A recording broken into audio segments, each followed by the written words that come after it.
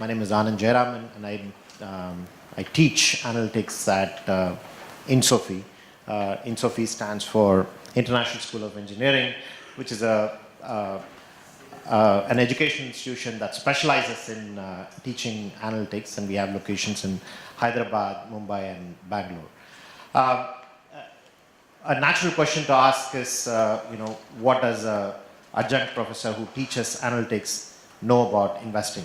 The connection comes from what I used to do in my past life.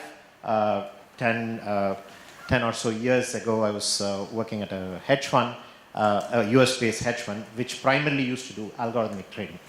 And the insights that I'm going to be talking about today come from the role that I played in that life. So let's get started. Now, we know that the investment industry uses analytics quite extensively. It's one of those early industries which adopted analytics clearly because of the cost savings that they saw.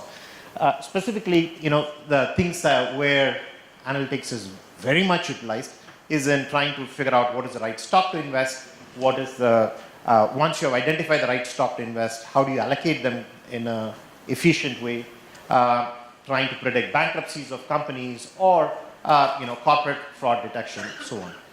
But a big place where analytics is used is in understanding market timing, and that's what I'm going to be talking about today. Right?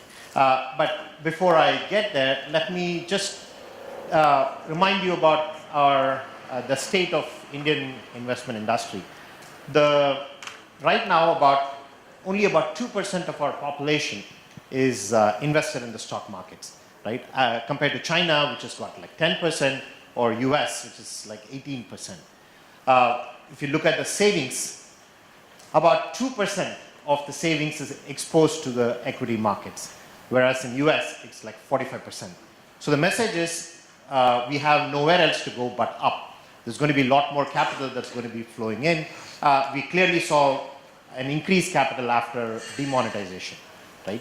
But let's look at what are the fees that the industry charges when people want to invest in the industry. So I'm going to look at the mutual fund industry. The average expense, average cost mutual fund industry, an actively managed mutual fund charges is around 2%. There are several passive mutual funds as well, and they charge a lot lower rate, like 0.75%. So what these passive mutual funds do is they essentially track an industry index, like Nifty index or so on. So an active fund charges a premium of 1 to 1.5% more than a passive fund. And one always asks the question, do they provide value for this additional fund? And when you look at the numbers, you see that the active funds outperform passive funds on an average of 1%. Now, India is one of the few countries where active funds still add value. If you look at the US markets, active funds actually underperform passive funds. But India is an exception in that sense, I guess, because we are still an emerging market and not too much capital is in the markets as yet. So the active manager still plays a role. But then the outperformance used to be 6% before, and this number has been shrinking. And this automatically provides pressure on fees, what fees the mutual fund industry can charge. Now, if they really want to maintain the fees, what they need to do is try and maintain the outperformance, and this is where analytics plays a big role. Analytics is absolutely essential if you want to have outperformance over your passive index, right? And this pressure on fees is already started, and there are a lot of innovative products that's there in the industry to counter these high fees. We have robo-advisors. What these are when an investor wants to get into the market, they go meet a financial advisor and then they tell them their goals. I have a son who needs to get to college in 10 years. I want to own this house and this is what I expect out of my retirement, so on and so forth. And a financial advisor typically suggests a plan. Now, robo-advisors are increasingly taking that role. Clearly, that's analytics-based role that's now moving towards cutting the fees in the industry.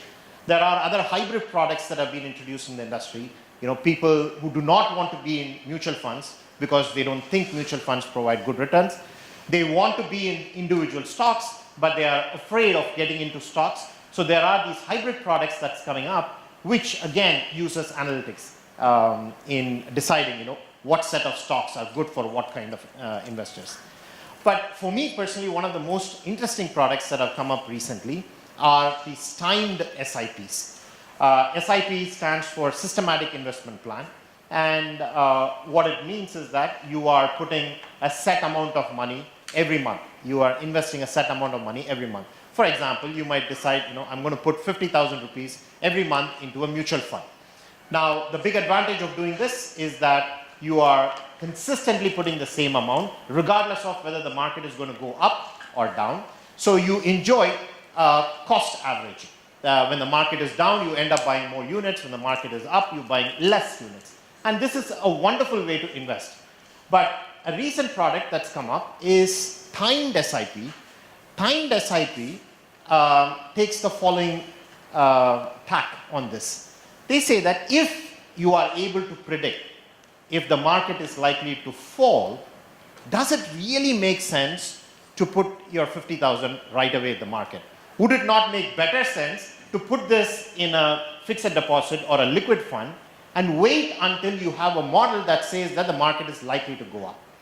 If you do that, you could potentially avoid big drops that happen in the market. This is the idea behind timed SIPs, and there are already plenty of companies that are offering this product. What I'm going to be doing is talk about how you might go about doing it. This is where I put on my educator hat and talk about how does one think about this problem. How do you go about predicting whether the market is likely to go up or down? Now, we all know what happened a few days back when the exit polls came up. Suddenly, there was a lot of excitement in the market because until the exit polls came up, there was a big possibility of a hung government, and that would imply, perhaps a coalition government where there's going to be a policy paralysis and so on. When exit polls indicated that there's going to be a party that's going to have a very clear majority, what immediately it meant to the markets is that suddenly policy decisions can be made by a single party, and you're going to have a very clear line of sight. And things are going to be looking good for the economy in the sense that there's not going to be that much uncertainty. The way market responded is by providing us a really good day. The market moved by a dramatic amount that we haven't seen in the past 10 years, right? Now, when someone looks at this number, they would say that, this indicates that the economy is going to do well, so clearly we need to put money into the market. But there are other financial analysts who would say that, politics really doesn't matter. We need to look at the underlying earnings of a company, and that person would look at something like a PE ratio. I know it's a bad idea to put graphs in a talk for a general audience like that, but let me walk through this slowly. PE ratio is a number that all financial analysts use. It stands for price to earning ratio. It indicates whether the market is currently expensive or not. When PE ratio is high, it means market is mostly expensive. You're paying too much price for some earnings. When PE ratio is low, it means market is cheap. The current PE ratio, as indicated over there, is around 28. The only time in the past 2 decades we have had this kind of prices, this kind of PE numbers, are 2 of those periods immediately following which there was a huge market crash. Looking at this data, one would say that, this is a very bad time to be invested in the markets. Markets are extremely expensive, you need to stay away. The previous evidence said that this is a good time to be in the markets. This evidence says that it's a bad time to be in the markets. As you start looking at more and more data, there are things like price to book value. How much does the company actually own? How much real estate, how much buildings the company owns? What's the value of that? Versus what does the stock price indicate? Those ratio again can be used to figure out whether a company is expensive or not. When you look at the price to book ratio, it doesn't look that bad. There is no, the price you are paying seems to be not particularly high or low. There are things that you look like, how much are the dividends for these companies. And when you look at the dividend levels also does not indicate that the markets are expensive. This is a problem a traditional financial analyst would face. You have multiple data points. They're all providing contradictory signals. How does one make decisions with contradictory data?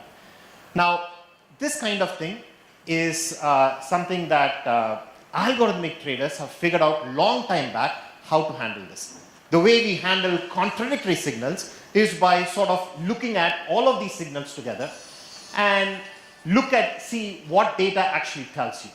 Now, algorithmic traders use an approach called hypothesis-driven trading, or what's called as backtesting. Let me just take a few minutes to talk about what is backtesting. Backtesting is this idea where you use your domain knowledge to come up with a hypothesis about the market. So, for example, you might have a hypothesis saying that if the PE ratio is below 20, it means it's a good time to be in the market. If the PE ratio is above 20, it's a bad time to be in the market. How does one come up with this? Well, based on domain expertise, right? Now, you might have a hypothesis like that. Then, based on the hypothesis, they formulate a strategy.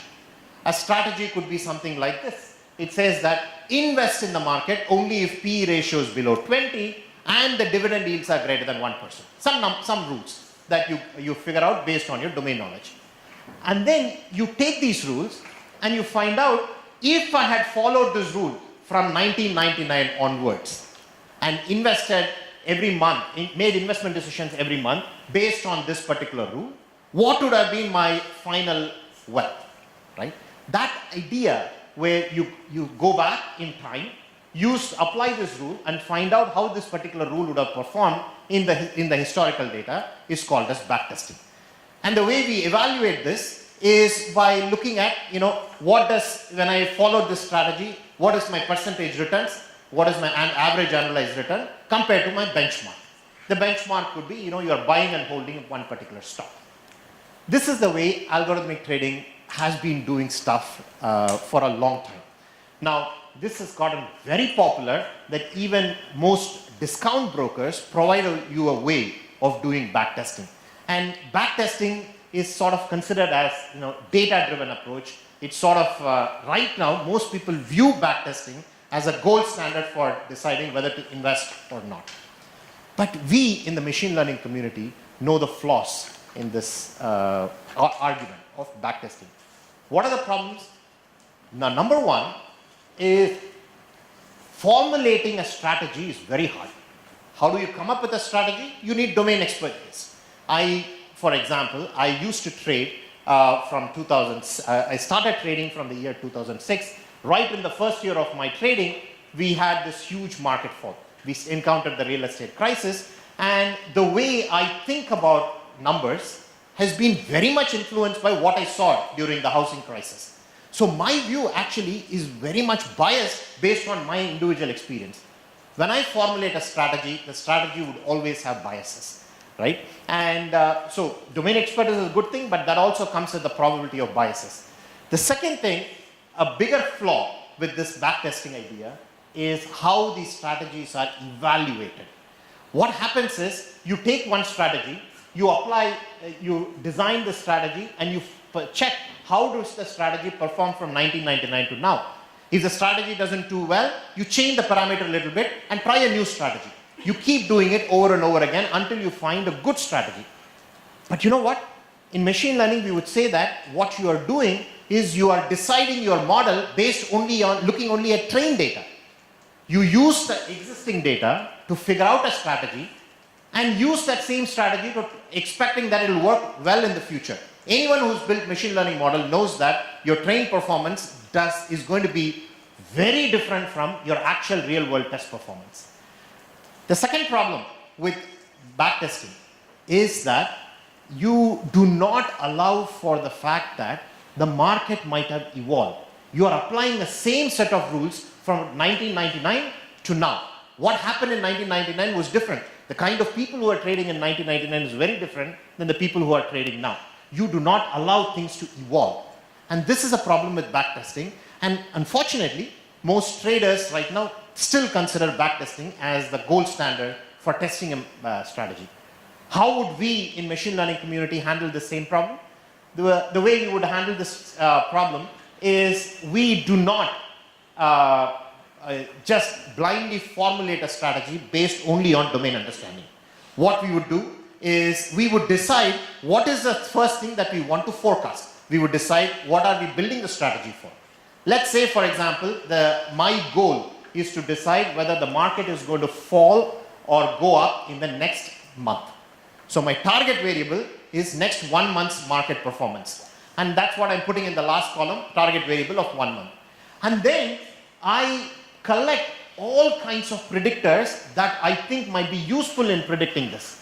How much did the market move the past 1 month? How much did the market move in the past 6 months? How much did it move in 1 year? What is the PE ratio? What is the PB ratio? What is the dividend yield? Anything that I think might be useful, I put all of them together.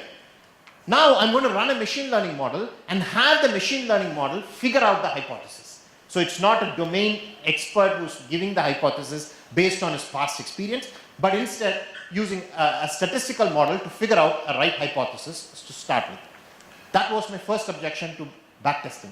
The second objection was how we go about evaluating a strategy.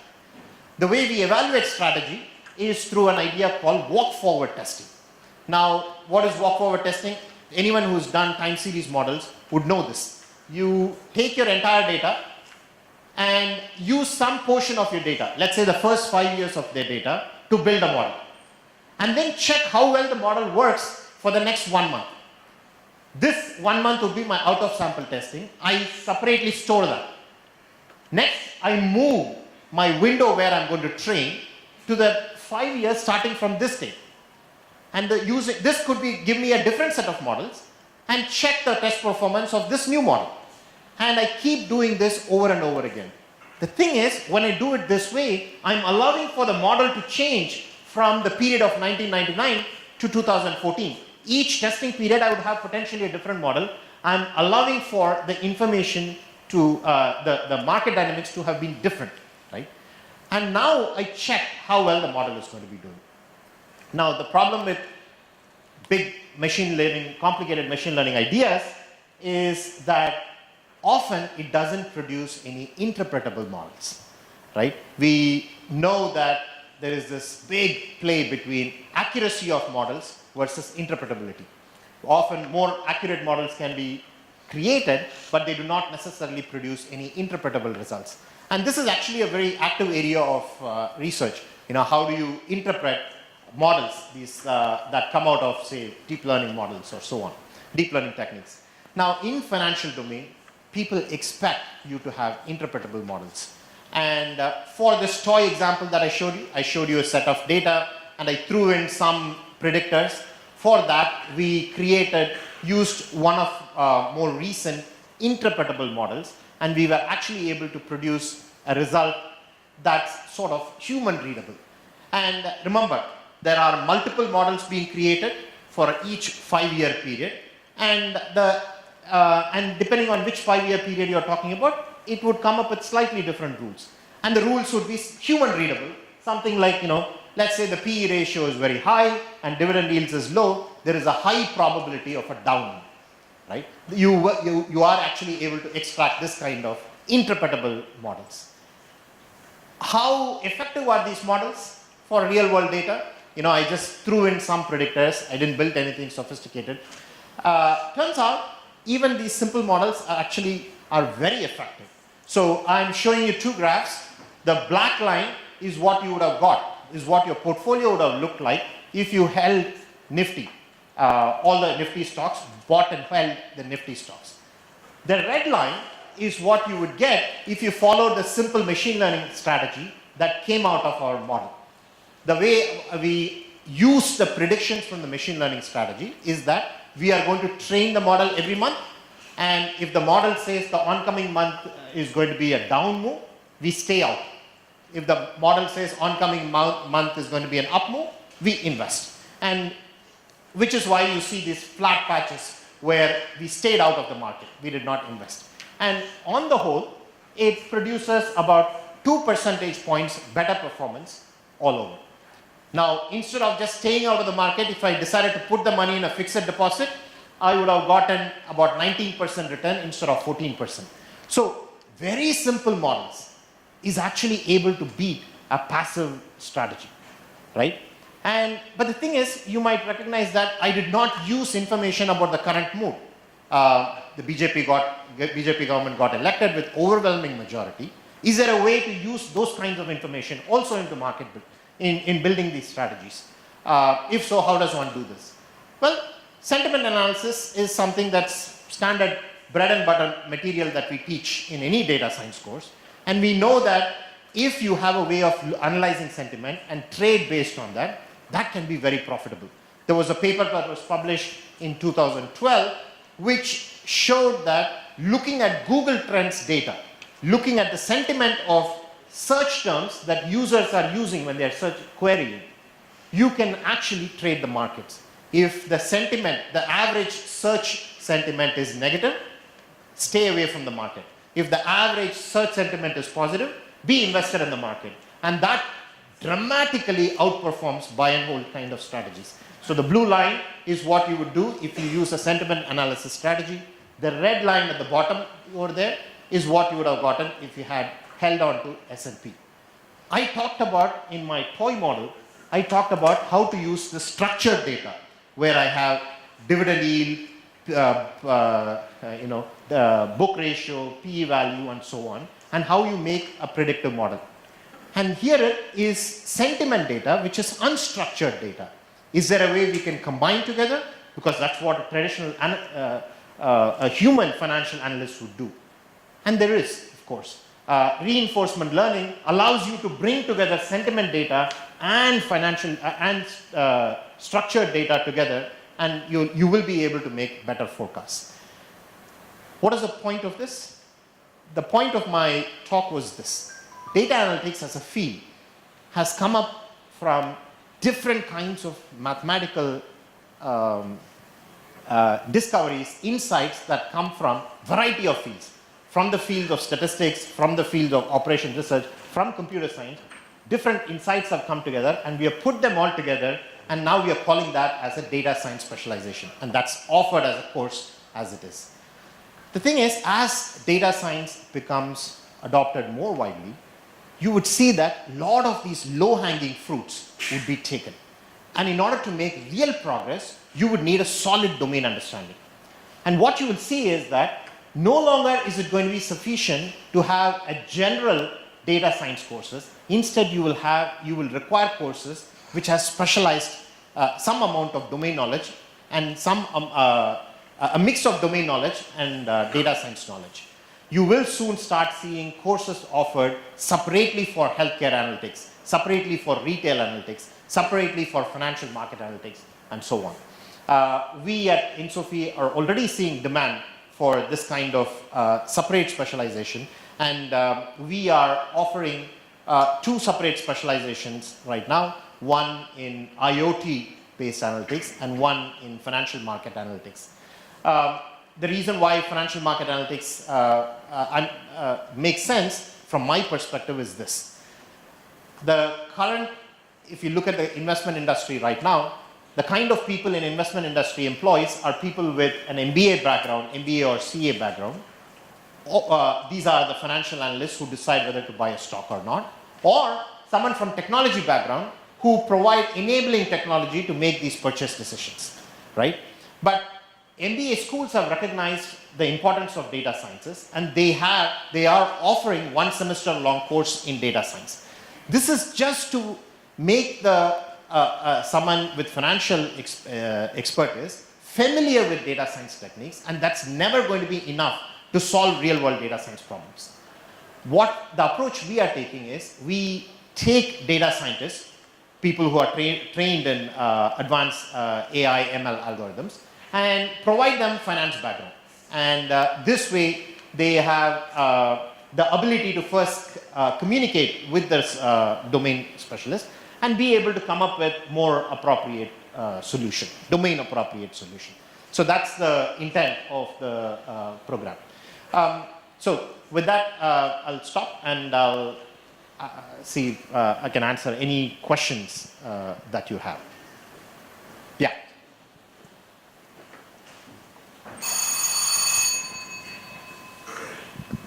The alpha creation that you have demonstrated between 2004 to 2019, Yeah.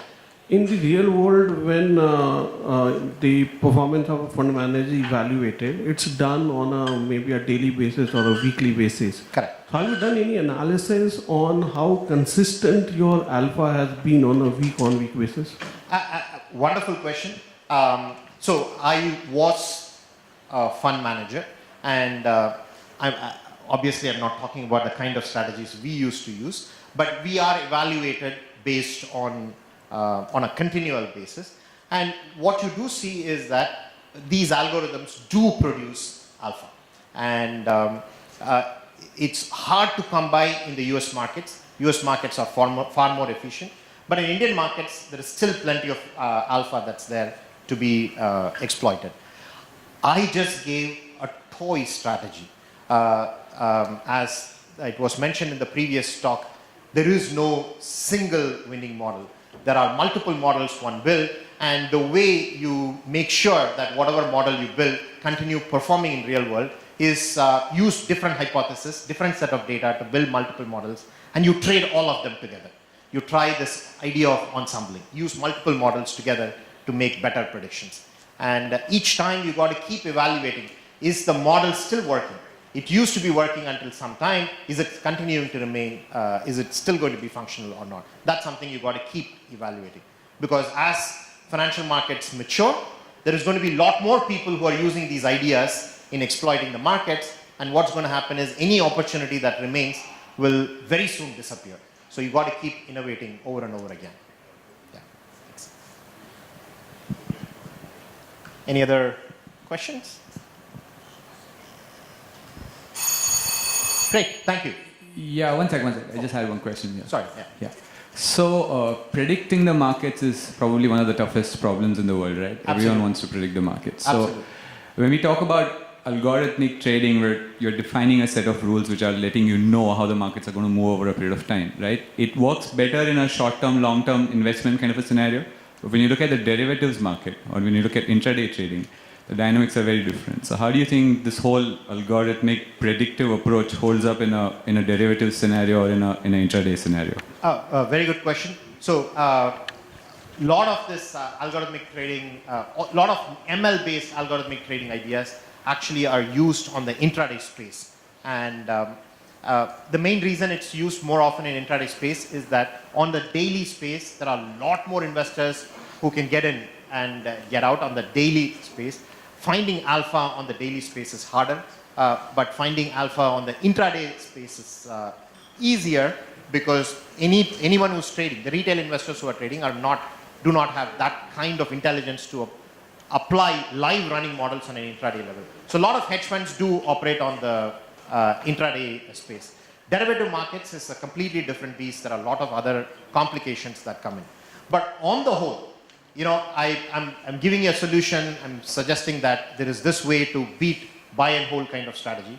But if you look at the overall numbers, you know, in any retail analytics project, when you are trying to do demand forecasting, you are very naturally expecting, you know, 80% accuracy or 90% accuracy. In the markets, that's not the kind of numbers one ever gets. The most successful model that I used to trade, right through the period of the financial crisis, the accuracy of the model was 51%. So 1% higher than coin toss. But using money management, you will be able to make a lot of money. This model that I showed you over here is about 55% accuracy, slightly better. But again, money management strategies will enable you to, over a long term, to do better. Which is why I think in order to actually make progress in that, you need domain understanding.